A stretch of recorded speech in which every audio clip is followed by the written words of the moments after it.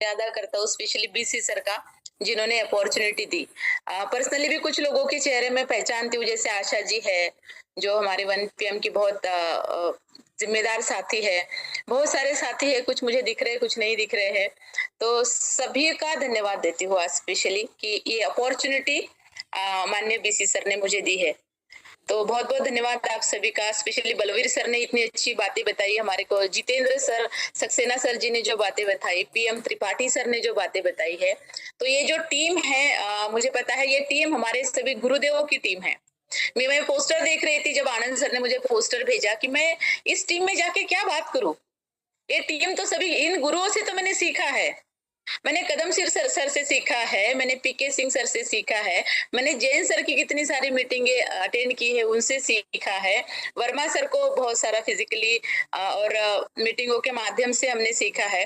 तो ये तो मेरे सभी गुरुओं की टीम है और माननीय BC सर हमारे गुरु है, जिनसे हम रोज लगातार कुछ ना कुछ सीख रहे हैं और ऐसे टीम में आने का अपॉर्चुनिटी, एक मौका मुझे उन्होंने दिया। तो बहुत दिल से धन्यवाद। बात तो क्या करना है, देखिए हम सब इस अभियान के छात्र है सभी। बस ये है कि किसी के अनुभव कुछ खट्टे मीठे कड़वे, बहुत सारे तरीके से हम इस बिजनेस को सीख रहे हैं, कर रहे हैं। तो नाम मेरा शीतल मोरेश्वर सामटकर, अमरावती महाराष्ट्र से हूँ और लगभग 15 सालों से इस RCM बिजनेस की, इस RCM अभियान की स्टूडेंट हूँ, सीख रही हूँ, अभी भी सीख रही हूँ। और यहाँ पे ये जो सिस्टम है ना, आज आप सब इतने लोग यहाँ पे है, जैसे आप लोगों ने सभी, बहुत एनर्जी है आपके अंदर, क्योंकि आपने जो प्रोग्राम किया है दिल्ली का, 10,000 लोगों से स्टेडियम खचाखच भरा हुआ था। वहां पे स्नेह देसाई सर आए, वहां पे आपने उनका जो, स्नेह देसाई सर एक ब्रांड है अपने आप में, उनकी स्पीच आपको सुनने को मिली, ये एक बहुत बड़ी बात है। उसके बाद मैं आपको जब सुन रही थी तो मैंने सुना कि आप लोग चंडीगढ़ से भी बहुत सारी एनर्जी लेके आए हैं। कहने का मतलब है कि एनर्जी से तो आप बिल्कुल लबालब है, फुल है, अपलाइन आपकी सारी एनर्जी वाली है, हमारा सिस्टम एनर्जी वाला है। और इतने सारे एनर्जेटिक लोगों के बीच में मुझे आने का मौका मिला, ये मेरे लिए भी बड़ी सौभाग्य की बात है। और ऐसे एनर्जेटिक माहौल में अगर आज हम मिल रहे हैं तो कुछ ना कुछ ऊपर वाले का संकेत होगा कि हमें वो कुछ ना कुछ मेरे माध्यम से, मैं ऐसे कुछ भी नहीं हूँ जो आपको दे पाऊंगी, क्योंकि ये आपकी सभी अपलाइन बहुत शानदार है। अगर मुझे आने का मौका मिला तो कुछ ना कुछ होगा हमारे बीच में, जो हो सकता है मेरे माध्यम से किसी महिला के अंदर थोड़ी सी भी जागृति निर्माण हुई ना, कि उसने सोचेगी कि मैं कर सकती हूँ, जब ये कर सकती है तो मैं कर सकती हूँ, ये भी उसने ठान लिया, तो एक मेरा जीवन सफल हो जाएगा, आज की मीटिंग सफल हो जाएगी, मैं ऐसे मानती हूँ।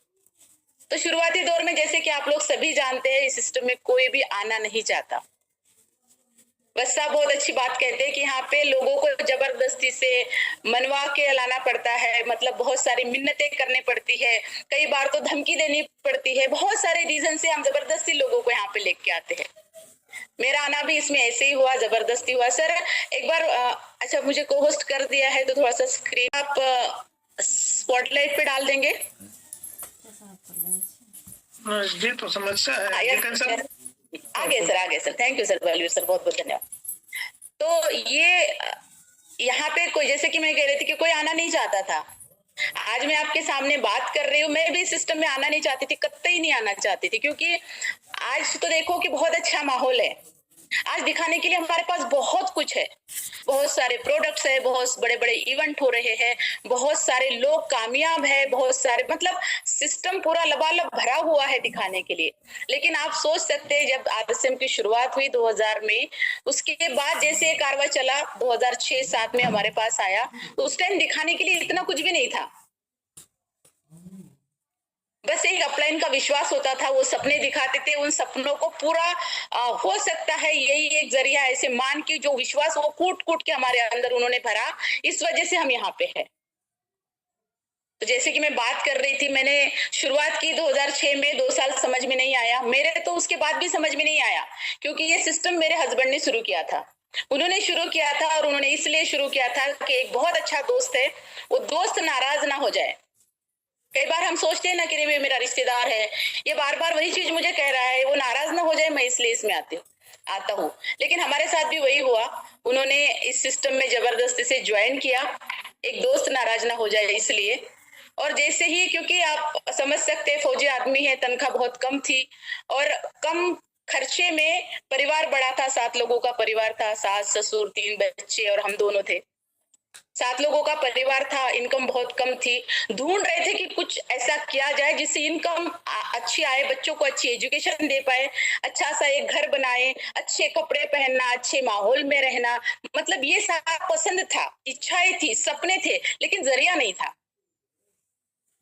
सोच रहे थे लेकिन ऐसी जगह पे फंसे हुए थे, ऐसे माहौल में फंसे हुए थे कि जहां से बाहर निकल के कुछ कर नहीं पाते थे, क्योंकि फौज की ड्यूटी आपको पता है 24 घंटे की ड्यूटी होती है। महिलाएं चाहे कितना भी कुछ करना चाहे, लेकिन एक एरिया होता है, इस एरिया से वो बाहर नहीं जा सकती है क्योंकि अलाउ नहीं है। और उसमें से भी बच्चे साथ में, और वो आज से 15 साल पहले महिलाओं को इतनी आजादी नहीं थी कि वो बाहर जाके कुछ काम करे। ज्यादा से ज्यादा क्या करेगी, ब्यूटी पार्लर चला लेगी, सिलाई कढ़ाई बुनाई ये कर लेगी, इससे ज्यादा और क्या करे। सपने बहुत बड़े थे, आरसीएम सिस्टम जबरदस्ती से मिला।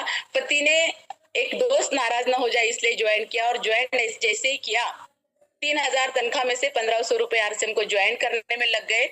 और वो पैसे थे जो मुझे आज भी बहुत अच्छे से याद है, जो मैंने अपनी बच्ची की फीस के लिए जमा किए थे स्कूल की, और वो सर आरसीएम ज्वाइन करके आए। और जितनी भी सारी महिलाएं आज इस मीटिंग में अवेलेबल होगी, और क्योंकि हम महिलाएं हैं, हम मानते हैं कि हमसे ज्यादा पैसे की बचत और कोई कर ही नहीं सकता।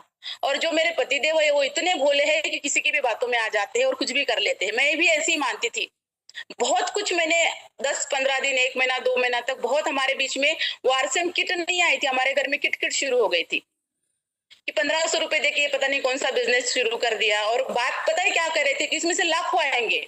अब आप बताइए मुझे कि क्या आपको विश्वास होगा कि 3 जोड़ी कपड़े लेके 1,500 रुपए पहले दिए हमने, और उसके बाद ये बंदा बोल रहा है कि इसमें से लाखों रुपए आएंगे।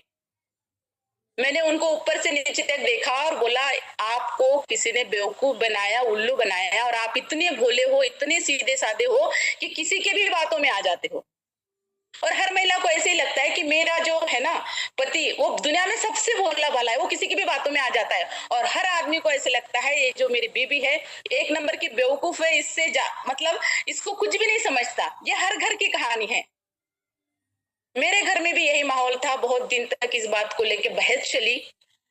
लेकिन अपलाइन का सहारा, अपलाइन की मदद या अपलाइन का गाइडेंस बहुत बड़ा रोल इस सिस्टम में निभाता है। जैसे ही सर को विजन पता था, सर ने मीटिंग देखी, सर ने बुक्स पढ़ी, सर वसाप से मिले, सर कंपनी विजिट की, सर को सिस्टम के बारे में पता था, सर को विश्वास था, लेकिन मुझे कुछ भी पता नहीं था। 1 साल हुआ, इनकम कुछ आई नहीं, खर्चा बहुत ज्यादा हो रहा था। 1 साल हुआ, 1.5 साल हुआ, मैं फिर हमारे घर में फिर कलेश होना शुरू हुआ। मैंने बोला, या तो कलेश यहाँ तक बढ़ा, मैं पूरे डिटेल्स में नहीं जाना चाहूंगी आज, कलेश यहाँ तक बढ़ा, या तो आरसीएम करो या फिर हमें छोड़ दो।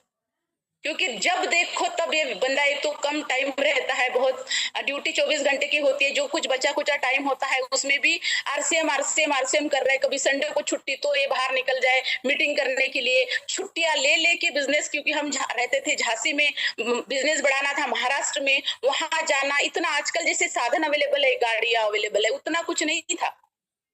और ये बंदा पागल है, आरसीएम की काली किट उठा के घर से भागता था। तो मैं बिल्कुल तंग हो गई थी बच्चों को अकेले संभालना, और मैंने बिल्कुल लास्ट वार्निंग दी थी, या तो चूज करो, या तो आरसीएम या तो हमें। अब सर के सामने भी समस्या तो आई ना कि भाई एक तो बीबी को भी नहीं छोड़ सकते, 3 बच्चे उसके साथ है, देखते आरसीएम को कुछ दिन नहीं करते हैं। उन्होंने आरसीएम को जैसे ही 1 महीना तक, 2 महीने तक किसी मीटिंग में नहीं गए, तो अपलाइन का फिर से फोन आया। उन्होंने पूछा कि सर बहुत शानदार मीटिंग झांसी में हो रही है, आपके कितने लोग आ रहे हैं? तो सर ने जवाब दिया, क्योंकि सर फौज वाले थे, सीधी बात करने वाले थे, बोले कोई भी नहीं आएगा सर, मैं भी नहीं आऊंगा। तो बोले क्या दिक्कत है? मैं आज आपको इसके माध्यम से एक मैसेज भी देना चाहती हूँ कि जब भी आपकी अपलाइन आपसे कुछ पूछे ना कि क्या प्रॉब्लम क्या है, तो प्रॉब्लम बता दिया कीजिए, क्योंकि आपके अपलाइन के पास उसका सोल्यूशन 101% होगा। और नहीं भी होगा तो वो आपकी कुछ ना कुछ मदद तो ऐसे कर देंगे कि उस परिस्थिति से आप बाहर आएंगे। अपलाइन ने पूछा कि बताइए तो क्या दिक्कत क्या है? बोले सर दिक्कत कुछ भी नहीं है, सिस्टम बहुत अच्छा है, प्रोडक्ट अच्छे है, मैंने कंपनी विजिट की, मुझे तो बहुत अच्छा लगा, लेकिन पैसे नहीं आ रहे और मैं घर में नहीं टिक पा रहा हूँ, तो मैडम बड़ी नाराज है और मैडम ने मुझे लास्ट अल्टीमेट दे दिया है, या तो आरसीएम या तो फिर हमें, दोनों में से एक चूज करो। और मैं मैडम को और बच्चों को नहीं छोड़ना चाहता और दिली ख्वाहिश है कि मैं आरसीएम को भी नहीं छोड़ना चाहता, लेकिन समस्या है सर मेरे साथ। तो अपलाइन ने बहुत सोचा और अपलाइन ने एक बहुत शानदार जवाब उनसे पूछा। आप भी किसी अगर आपके सामने ऐसी समस्या है तो पूछ लिया कीजिए कि मीटिंग आपने देखी, बोले हाँ, कंपनी आपने देखी, बोले हाँ, सीढ़ी कहाँ सुनते हो, तो बोले घर से बाहर, क्योंकि सर कमांडर के ड्राइवर थे, गाड़ी में टेप लगी हुई थी, वहां पे बाहर जाके सुनते थे। तो सब कुछ आप घर से बाहर करते हो, तो मैडम को कभी मीटिंग दिखाई, बोले नहीं। मैडम ने कोई टेप सुनी, बोले नहीं। कंपनी विजिट मैडम ने कभी की, तो बोले नहीं। तो फिर वो विरोध तो करेगी, उसको पता ही नहीं कि आप क्या कर रहे हो, तो विरोध तो होगा। अभी एक काम कीजिए, सबसे पहले जो भी आपके नजदीक में मीटिंग है, उस मीटिंग में मैडम को लेके जाइए।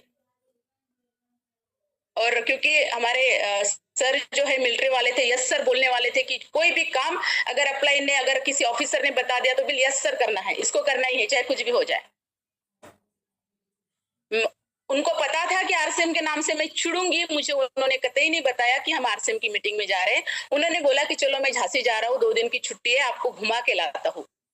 और कोई भी ऐसी महिला नहीं है कि जिसको घूमने फिरने का शौक नहीं होगा, मुझे भी था, क्योंकि कभी बोलते ही नहीं थे कि घुमाने ले चलता हो।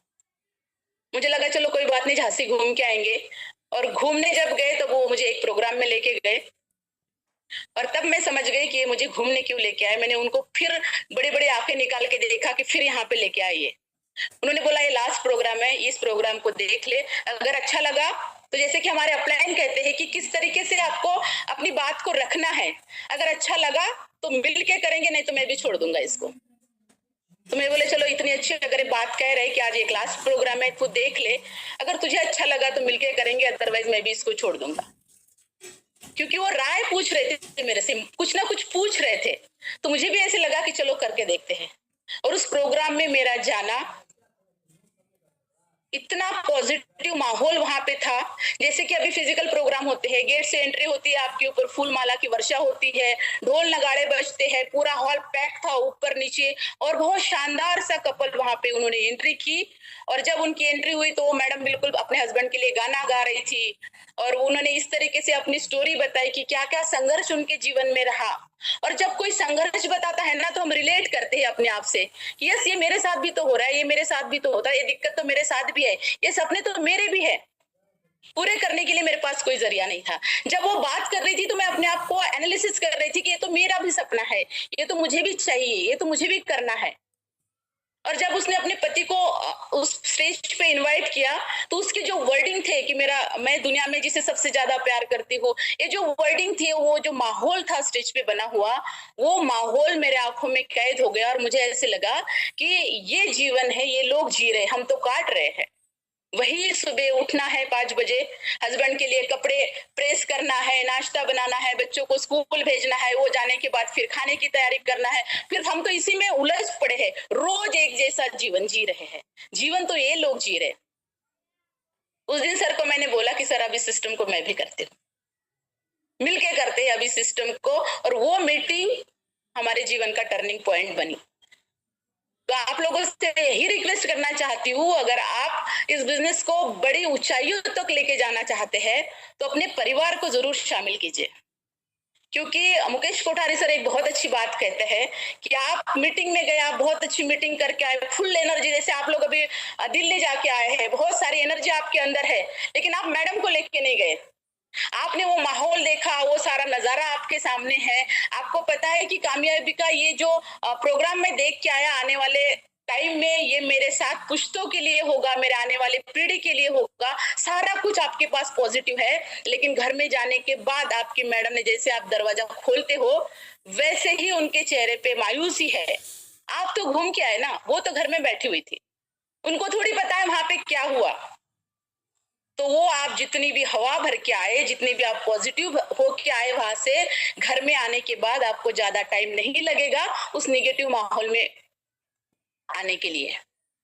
तो अगर आप कामयाब होना चाहते हैं तो अपने परिवार को जरूर से जरूर शामिल कीजिए। और उस मीटिंग के बाद फिर हमने बहुत काम किया, बहुत संघर्ष आए। आज हम संघर्ष की बात इसलिए भी नहीं करते हैं क्योंकि अब संघर्ष वो नहीं रहे। पहले संघर्ष क्या थे? आप आज जैसे झूम चल रहा है वैसे झूम नहीं था। पहले संघर्ष ये था कि 200, 250, 300 किलोमीटर तक कोई मीटिंग नहीं होती थी। पहले संघर्ष ये था कि पिकअप सेंटर होते थे लेकिन लोगों के चारपाई के नीचे किटें पड़ी रहती थी, कोई प्रोडक्ट दिखाने के लिए नहीं था। बहुत सारे लोग कामयाब उस टाइम नहीं थे दिखाने के लिए, कितने सारे लोग कामयाब हुए हैं। लोग डायरेक्ट सेलिंग को अच्छा नहीं मानते थे, जोड़ने वाला बिजनेस बोलते थे। लेकिन आज माहौल कुछ बदल गया है, कुछ नहीं बहुत कुछ बदला है। जैसे ही आरसीएम को 2025 साल हुए, डायरेक्ट सेलिंग जो इंडिया में अभी काम कर रही है सभी, माहौल बहुत बदला है, बहुत बदला है। लोगों का सोचने का नजरिया बदला है। लोगों ने अपने जीवन के कई सारे यहाँ पे कामयाब लोग हम देख पा रहे, जैसे कि अभी हम पीएम त्रिपाठी सर को सुन रहे थे कि वो कहते हैं कि मैं सेकंड जनरेशन हूं इस बिजनेस का। हम रवि ओपी शर्मा सर को देखते हैं कि सेकंड, एक एग्जाम्पल हमारे सामने दिखाने के लिए है। तो कई सारे एग्जाम्पल्स हमारे बीच में है, लेकिन पहले ऐसे नहीं था। लेकिन एक विश्वास था और कोई जरिया भी नहीं था। कामयाबी का जो रास्ता था, इतनी सी इनकम में हमारे जो सपने थे वो पूरे होने वाले नहीं थे। हमारे पास और कोई चारा नहीं था। सपने किसी ने आज तक जगाए नहीं थे। इस सिस्टम ने सपने दिखाए, जगाए, और जो जो सपने दिखाए थे वो आज सारे के सारे पूरे हो रहे हैं। और अब जो नहीं देखे हैं वो भी सपने पूरे हो रहे हैं। आप सोच के देखिए ना, एनालिसिस करके देखिए, एक मिलिट्री वाला आदमी 10वीं 12वीं पढ़ा हुआ है, वो बहुत कम उम्र में फौज में चला जाता है, उसके बाद 17-18 सालों के बाद रिटायरमेंट लेता है, पेंशन पे आता है, दूसरी कोई नौकरी मिल जाए तो मिल जाए, कितनी इनकम होगी। और बाहर के माहौल में वो व्यक्ति रहा नहीं है, तो बाहर के लाइफ में वो सरवाइव करने के लिए भी उसको बहुत सारा टाइम लगता है। बच्चे वही गवर्नमेंट स्कूल में या छोटे बड़े स्कूल में पढ़ रहे होंगे, एक छोटा सा घर होगा 2 BHK जिसे हम बोलेंगे, एक ही गाड़ी होगी जो एक बार ली हुई जिंदगी भर उसको चलाएंगे। और जो सपने के नाम पे कोई सपना नहीं है, कभी सोच भी नहीं सकते थे कि एरोप्लेन में बैठने का मौका मिलेगा, देश विदेश में घूमने का मौका मिलेगा, वो लग्जरियस लाइफ किसे कहते हैं वो सोची भी नहीं थी, वो सारी की सारी सिस्टम ने दिखाई। अगर वहीं पे होते तो आज कुछ भी नहीं होता। और उससे भी बड़ी एक अगर मैं बात कहूं, अगर हम अपने ही लिए जी रहे थे, वो पेंशन, वो पगार, वो दूसरी सर्विस, जो कुछ भी कर रहे थे सिर्फ अपने लिए कर रहे थे, अपने गुजारे के लिए कर रहे थे। लेकिन इस ड्यू टू इस बिजनेस आज कई सारे लोग कामयाब है। हमने नहीं किए, ये तो सिस्टम है, लेकिन एक पावर है। आप जब रजिस्ट्रेशन इसका करते हो तो जितने भी लोगों का रजिस्ट्रेशन आपके डाउन में होता है, आपकी वजह से होता है, उनको कामयाब करने की चाबी आपके पास है, उनको आप कामयाब कर सकते हैं। वैसे तो आप किसी को कुछ भी नहीं दे पाएंगे। अगर हमारे सामने भिखारी भी आता है ना, तो हम 100 रुपए नहीं निकाल के देते उसको, 10 रुपए अगर मिल गए तो देखते हैं, नहीं तो 1 रुपया ढूंढते हैं निकाल कर देने के लिए। यहाँ पे एक अपॉर्चुनिटी है हजारों लोगों का जीवन बदलने का। हमारे सामने माननीय टीसी सर है, लाखों लोगों का जीवन बदला। माननीय बीसी सर है, वो कहते हैं कि मुझे जब लोग खुद कामयाब होते हैं ना, तब मुझे मजा नहीं आता। किसी ने गाड़ी ले ली, किसी ने बड़ा घर बना लिया, मैंने भी बना लिया, तो मुझे मजा नहीं आता। लेकिन जब यहाँ पे लोगों की जीवन बदलती है, जिंदगी बदलती है, तब मुझे बहुत मजा आता है। ऐसे ऐसे कामयाब लोग हमारे साथ है जो हर व्यक्ति को कामयाब बनाने के लिए काम कर रहे। माननीय टीसी सर देखिए ना, आप सिस्टम सिखा रहे हैं हमें। रोज सुबह 6 बजे 6:30 बजे गुरुकुल में आके हमें ग्रोथ का फार्मूला सिखा रहे। सौरभ सर कहते हैं कि जो काम 24 साल में नहीं हुआ वो आने वाले 5 सालों में होगा। वत्स सर कहते हैं ईस्ट और वेस्ट, नॉर्थ और south India, sorry RCM is the west. अगर मुकेश कोठारी सर कहते हैं कि अब तक तो ये बस झांकी है, आगे आगे देखिए होता है क्या।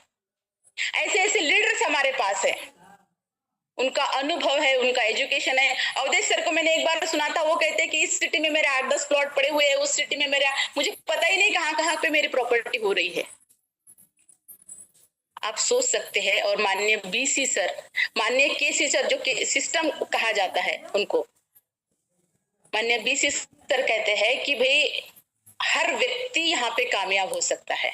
वो हर व्यक्ति को कामयाबी का मंत्र, कामयाबी की चाबी देना चाहते हैं। वो हो भी सकता है, लेकिन वो कहते हैं कि जब तक वो व्यक्ति खुद तैयार नहीं होगा कि मुझे क्यों करना है, मैं क्यों करूं इस सिस्टम को, कामयाब तो मुझे होना है। कोई अप्लाई करके थोड़ी देगा, कोई कंपनी आपको कामयाब थोड़ी करके देगी,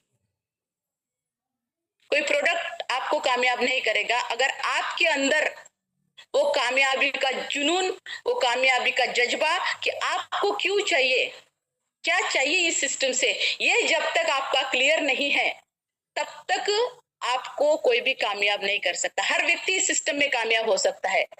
पता है क्यों? क्योंकि यहाँ पे कोई इन्वेस्टमेंट नहीं है। अगर इन्वेस्टमेंट ही नहीं है तो कोई रिस्क भी नहीं है। अगर कोई रिस्क नहीं है अपने पास, कोई इन्वेस्टमेंट नहीं है, टाइम बॉन्डिंग नहीं है। आज रात को 9 बजे हम लोग यहाँ पे बात कर रहे हैं इस प्लेटफॉर्म के माध्यम से, और कोई ऐसे मतलब आप लिमिटेशन नहीं है स्टेशन का अपने पास कि सिर्फ मैं महाराष्ट्र से हूं तो मैं महाराष्ट्र में ही काम करूंगी, अमरावती डिस्ट्रिक्ट से हूं तो मैं अमरावती से ही काम करूंगी, आशा जी ग्वालियर से है तो ग्वालियर में ही काम करेगी। ऐसी कोई डिस्ट्रिक्शन नहीं हमारे पास, कोई भी हमें टुकड़ों में नहीं बांटेगा। पूरा देश हमारे लिए पड़ा हुआ है, हम कहीं पे भी कामयाब हो सकते हैं। और सबसे बड़ी बात क्या है पता है? इंडिया में 140 करोड़ से ऊपर, अभी तो आंकड़ा बहुत बढ़ गया, 140 करोड़ से ज्यादा की आबादी वाला हमारा देश है। 140 करोड़ लोगों के आंखों में भी सपने हैं, वो करना चाहते हैं कुछ। वो मौका, वो अपॉर्चुनिटी ऊपर वाले ने आपको चुना है। 140 करोड़ में से आज हम 1000 लोग यहाँ पे बैठे हैं, इसमें से कई सारे लोग कामयाब हैं। और जैसे कि वह साहब कहते हैं कि 2000, अभी आपने बताया कि 2050 का, मैं सुन रही थी अभी आपको कि 2000 केसी जी ने एक मंत्र बताया है, विजन दिया है 2050 का।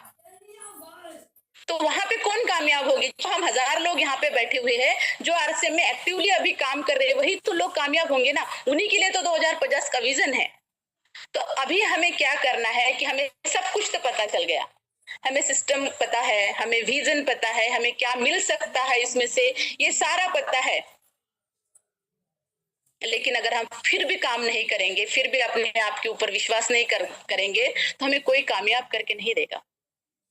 करना तो हमें पड़ेगा, विश्वास करना पड़ेगा। क्या कर सकते हैं आप लोग विश्वास? मैं देख पा रही हूँ बहुत सारे लोगों के मतलब कैमरेज ऑफ है। क्या विश्वास है अपना आपके ऊपर? कंपनी के ऊपर आपका हो सकता है, अपलाइन के ऊपर आपका हो सकता है, मीटिंगों के ऊपर आपका हो सकता है, हर चीज में, प्रोडक्ट के ऊपर आपका हो सकता है। लेकिन सबसे बड़ा अगर विश्वास चाहिए आपको तो वो खुद के ऊपर चाहिए कि यस मैं कर सकता हूँ, yes I can do it, ये मैं ही कर सकता हूँ। ये विश्वास जब तक आपके अंदर नहीं आएगा तब तक आप कामयाब नहीं हो सकते। मुझे क्यों करना है, वाई, किसके लिए करना है, मैं क्यों करूं? ये चल तो रहा है दाल चावल सब्जी रोटी। अगर हम आरसीएम में नहीं है, या जो भी लोग आज आरसीएम बिजनेस में नहीं है, क्या वो लोग भूखे थोड़ी है? सब लोग अपना काम कर रहे हैं, दाल चावल सब्जी रोटी सब लोग कमा रहे हैं। फिर भी क्यों? क्योंकि ये जो इंडस्ट्री है ये सपने देखने वालों की और उन सपनों को पूरा करने वालों की इंडस्ट्री है। बहुत सारे एग्जाम्पल हमारे पास है। वो व्हाई अगर हमारा क्लियर नहीं होता तब तक हम बड़ी कामयाबी की तरफ नहीं जाएंगे। फिर वही गाना आएगा हमारे सामने कि हम होंगे कामयाब एक दिन। हमें वहां पे नहीं अटकना है। अभी देखो, अभी माहौल बहुत अच्छा है। अभी आप देख रहे हैं कि गुरुकुल है, रूपांतरण यात्रा है, आपका जो प्रोग्राम हुआ दिल्ली में वो है, सब कुछ आपके साथ है, पूरी सिस्टम बिल्कुल आपके साथ है। बस अभी हमें काम करने की जरूरत है, और काम भी ऐसा है कि जो काम करने से हमें तो कामयाबी मिलेगी, लेकिन अपॉर्चुनिटी दी है ऊपर वाले ने, कई सारे लोगों को कामयाब करने की जिम्मेदारी आपको दी है। क्योंकि हम भारत वाले लोग हैं, थोड़े से धार्मिक प्रवृत्ति के होते हैं। तो एक मैंने कोटेशन कई बार सुना, कई बार उसको हम अपने आप में उतारते भी है कि ऊपर वाले के परमिशन के बिना एक पत्ता भी नहीं हिलता है। और उसने अगर हमें आरसीएम सिस्टम में लाया, बार बार मीटिंगों में हमें अपलाइन बुला रही है, बार बार फिजिकल प्रोग्राम में हम जा रहे हैं, इसका मतलब ये संकेत है, एक अपॉर्चुनिटी है हमारे सामने, एक बहुत बड़ी जिम्मेदारी है आपके हाथ में। जो बीसी सर उठा रहे, जो किसी सर उठा रहे, जो वत्स सर उठा रहे, जो कदम सिंह सर उठा रहे, जो पीके सिंह सर उठा रहे, जो बलवीर सर उठा रहे, ये सारे लोग जो है ये हमारे लिए एक बहुत बड़ी अपॉर्चुनिटी है। हजारों लोगों को कामयाब करने की अपॉर्चुनिटी। आरसीएम को हल्के में मत लीजिए, ये बहुत बड़ा मौका है आपके पास कई सारे लोगों को कामयाब करने का। और अभी जैसे माहौल बन रहा है, पहले तो जैसे शुरुआत हुई थी तो बहुत सारे माना जाता है कि शुरुआत पुरुषों से जरूर हुई है। हमारे भाई लोग शुरुआत में इसमें बहुत आए, लेकिन आने वाले जो अभी 2022-23 से जितनी महिलाओं की संख्या इसमें आई है, बहुत सारी महिलाएं कामयाब हो रही है। और उसमें बहुत बड़ा रोल अगर रहा है तो वो रहा है 1PM जय आरसीएम का। क्योंकि अगर आज मैं आपके बीच में भी बात कर रही हूँ तो उसी के माध्यम से मेरी और आपकी मुलाकात हो रही है। अगर बीसी सर ने महिलाओं के अंदर के उस डर को नहीं भगाया होता, बीसी सर बहुत अच्छा कोटेशन कहते हैं हर महिलाओं को, वो कहते हैं कि आपके अंदर बहुत सारी शक्तियां छुपी हुई है, उसको आप जागरूक कीजिए, जितने भी डर आपके हैं वो मुझे दे दीजिए। अब जब आपने मुझे अपना दादू मान लिया है, आपके डर आपने अगर मुझे दे दिए हैं, तो फिर डरने की क्या बात है। खुले होके काम कीजिए, खुले मन से, खुले विचारों से काम कीजिए, क्योंकि ये जो काम हो रहा है ये आपके लिए हो रहा है, आपके परिवार के लिए हो रहा है, आपके बच्चों के लिए हो रहा है। उनका ये जो विश्वास है ना, ये विश्वास कई सारी महिलाओं को कामयाब बना रहा है। और उसी के बीच में मैं आपके सामने हूँ। इसमें बहुत बड़ा रोल अगर रहा तो हम दोनों ने मिलकर इस सिस्टम को किया। मेरे पति का बहुत बड़ा रोल इसमें है। अगर आज वो मेरे साथ नहीं होते या मुझे वो आगे नहीं करते, वो हमेशा कहते थे कि मैं ऐसी जगह पे सर्विस कर रहा हूँ जहाँ पे कुछ भी हो सकता है, ये तुझे करना पड़ेगा। मैं बोली मैं नहीं, मैं क्योंकि छोटे से गांव से आई हुई थी, मैं बहुत कुछ ज्यादा नहीं जानती थी, 12वीं पढ़ी लिखी थी, कुछ भी नहीं जानती थी। उन्होंने मुझे हर चीज सिखाई। आपको बैंक में जाना पड़ेगा, आपके बच्चों को स्कूल में जाना पड़ेगा, हर चीज आपको सीखनी पड़ेगी, क्योंकि मैं ऐसी जगह काम करता हूँ, कुछ भी हो सकता है। अगर नहीं भी हुआ तो तुझे सीखना तो पड़ेगा।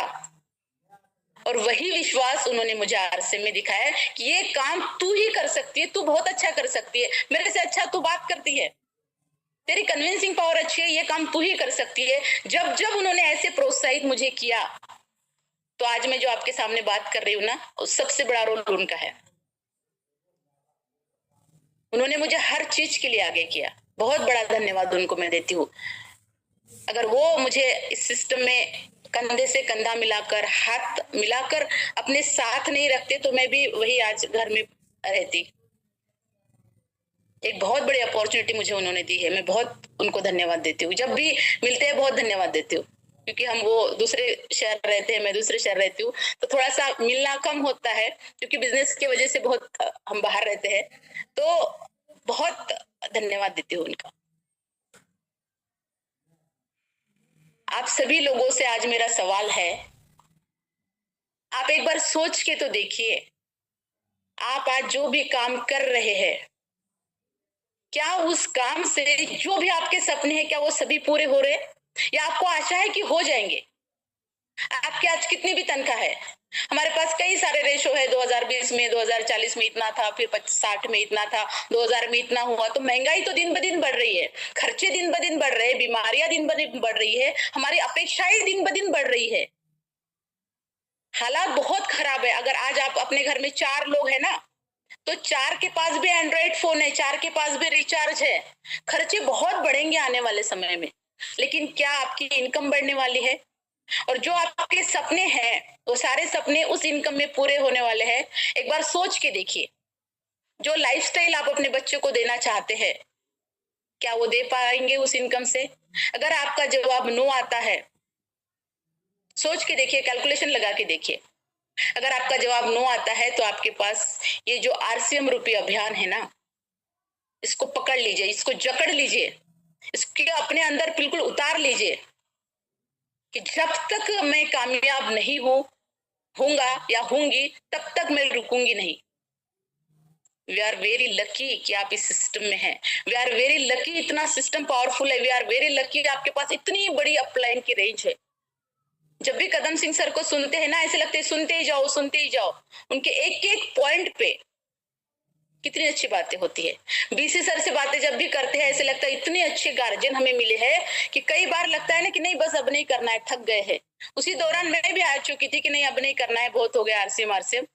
लेकिन सर ने वो विश्वास दिखाया कि नहीं आप कर सकते हैं, बहुत बड़ी प्रतिभा है आपके अंदर है, आप कर सकती है। उन्होंने दोबारा से पेट पे हाथ रखा, थपथपाया कि नहीं आप आइए, आप एनपीएम का हिस्सा बनिए। बहुत कुछ है इस सिस्टम में, और आज बहुत लकी भी हूँ कि इस सिस्टम ने सारे सपने पूरे किए। मेरे बहुत सारे सपने थे, बच्चों की एजुकेशन, आज बहुत अच्छी एजुकेशन बच्चे ले रहे हैं। घर गाड़ी, आज अगर मैं वही बात कहती हूँ, अगर फौज में होते वही एक गाड़ी लेते, मारुति 800 जैसे, वही पूरी जिंदगी चलाते, लेकिन ड्यू टू इस बिजनेस आज चौथी गाड़ी हमारे पास है। सब कुछ दिया, और सबसे बड़ी दौलत पता है क्या है? पूरे देश में आप जैसे लोगों का जो प्यार मिलता है ना, लोग तरसते हैं कि कोई मुझे मेरी तारीफ करे, लोग तरसते हैं हाथ में। आप देखिए ना, नेताओं की जब भीड़ होती है उसमें पैसे दे के लोगों को बुलाया जाता है, लेकिन यहाँ पे अगर आरसीएम के एक लीडर की मीटिंग है तो लोग पैसे दे के सुनने के लिए आते हैं। कितनी बड़ी बात है। तो ये पावर है इस सिस्टम में। सारे सपने किए आज, पूरे सारे सपने किए जो कभी सोचे भी नहीं थे। और इसीलिए मैं आप लोगों से रिक्वेस्ट करती हूँ कि अगर आपके सपने हैं तो विश्वास कीजिए अपने आप के ऊपर, विश्वास कीजिए उस ऊपर वाले ने आपके पास जो अपॉर्चुनिटी दी है। ये भगवान कभी कहते हैं ना कि भाई वो खुद नहीं आते हैं, कोई जरिया भेजते हैं। आप सभी लोग, क्योंकि आप लोग इतने सारे अपलाइनों के रेंज में काम कर रहे हैं, तो कई सारी स्टोरी आप लोगों ने सुनी होगी। बस आप एक बहुत अच्छी स्टोरी कहते हैं, जब बहुत बड़ी जब बाढ़ आई थी, तब बाढ़ जब आई तो वो जो व्यक्ति था, एक पंडित जी थे, वो बिल्कुल तटस्थ रहे कि नहीं मुझे तो स्वयं भगवान बचाने आएंगे। सब उनके पास पुलिस आए, गांव वाले आए, क्या बोलते एरोप्लेन वाले भी आए, सब लोग आके गए, लेकिन वो बंदा हिला नहीं कि नहीं मुझे तो सिर्फ भगवान ही बचाने के लिए आएंगे। जब वो नहीं माना, बाढ़ में बह गया, ऊपर गया, तो रुष्ट हो गया भगवान से कि मुझे बात नहीं करनी है आपसे। मैं सबसे ज्यादा मानता था कि आप मुझे बचाने के लिए आएंगे, लेकिन आप नहीं आए। तब भगवान ने उनको क्या, आप सभी को इस स्टोरी में ज्यादा डिटेल्स में नहीं जाऊंगी, आप सभी को पता है। तब भगवान ने क्या बोला कि भाई मैं, तुझे क्या लगता है जो गांव वाले आए थे वो कौन थे, जो पुलिस वाले आपको आए थे बचाने के लिए वो कौन थे? अरे भले मानस, मैंने तो यहाँ तक कि हेलीकॉप्टर का भी इस्तेमाल किया तुझे बचाने के लिए, तूने समझा नहीं, उसमें मेरी क्या गलती है? वही बात आपके साथ है। आरसीएम सिस्टम मिला है, अपलाइन बार बार फोन करते हैं, जूम मीटिंग में आओ, हम कैमरा बंद कर देते हैं। आपको कामयाब बनाना चाहते हैं, अपलाइन अगर मान के चलते 10 लोगों को बुलाया, 2 लोग आए और उन्होंने कैमरा बंद कर दिया, तो क्या आपको लगता है कि आपकी अपलाइन और काम नहीं करेगी? उन 2 लोगों के भरोसे बैठी रहेगी?